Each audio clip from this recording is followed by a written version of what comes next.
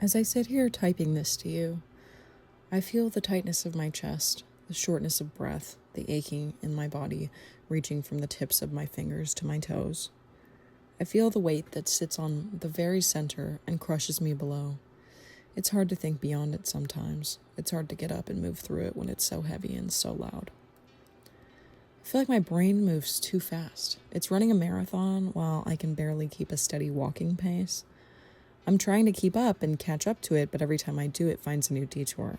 What if you get attacked on a walk today? What if your partner doesn't love you anymore? What if the reason you have so very few friends is because you're a completely intolerable pit with a wealth of sadness that is never ending?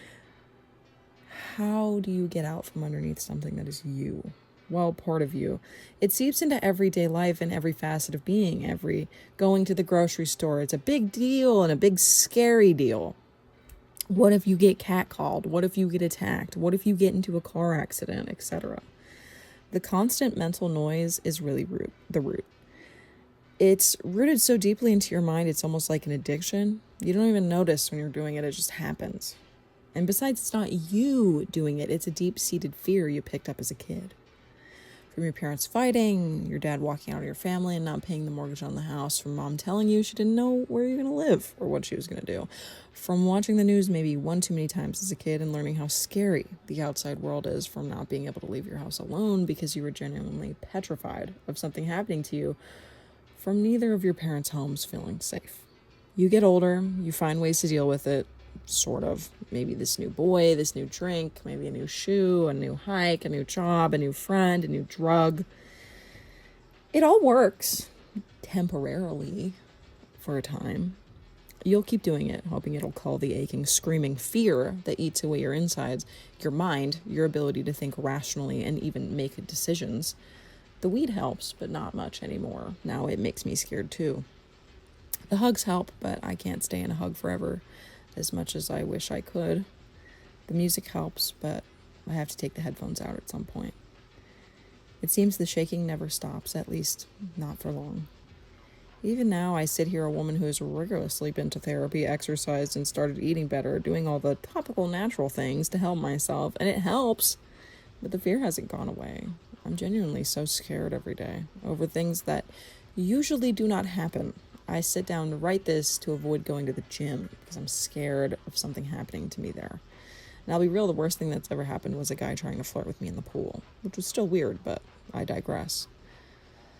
It was enough to make me afraid. It fed on a wound that was already there, a deep fear that a man would take away my autonomy like my father did, like so many men have. The root of it is a child who is terrified, who could not control anything. And I'm now an adult who has that ability, but her mind is so used to being scared, it seeks it out. I genuinely do not live in a situation that requires constant peril. I do not have a relationship that requires constant fear. Yet I find myself looking for reasons to justify my own fear, reasons to protect myself, because it's what I was used to. It's taken me so long to come back to this channel to post videos because of this same fear. The fear of being judged again, harassed, stalked, doxxed, told to give up on the only thing I ever valued, the only thing I ever loved, my escape, art. Sitting down to draw as a kid was my world. It was my own universe I could control and tailor to my needs. Protection. It was my freedom. Now I'm an adult with responsibilities, and I find myself drifting farther and farther and farther from that world. I don't draw anymore. I don't create. I feel myself filled with the fear I found at 17 once again. I was doing better until my dad died. It all came flooding back when I stood in his house and his disgusting ex-girlfriend kicked me out of it. Before I could even mourn him, before I could even decide what it is that I felt, relief that an abuser was dead, disappointment that he could never change, the mourning of a life, the mourning of the little girl who loved her father so much, and the reconciliation of the adult woman who could not understand why he did the things he did to her. And the answers were never going to come. The fear he instilled into me still lives, the dread. I'm angry he's not around to fix it, but he never was. I did not have a protector, I had a martyr, and I loved him anyway. He was my dad. I think the root of all our fear really does come from when we were kids. Maybe your story is similar to mine. Maybe you can sit in solace with my words and hear that you're not alone. I only wish I had better advice to give you. I wish I had a happy ending to spin this story and tell you it all works out, and then I'm not a nervous wreck anymore, but that's simply not true. I'm working towards that goal, and every step I take is in the right direction to get me closer to obtaining some semblance of inner peace. I exercise even when I'm scared. I write even when I'm scared. I draw sometimes. I'm rebuilding my relationship with my inner child one step at a time. I'm taking her hand, being gentle, understanding the storm inside my mind comes from protection. She wants to feel safe. We're relearning what safe is because she never knew. I'm telling her it's okay, that I love her, that no one will ever hurt her again so long as I am here to protect her. She's talented, smart, and beautiful, that she grew up to be the person she always wanted to be.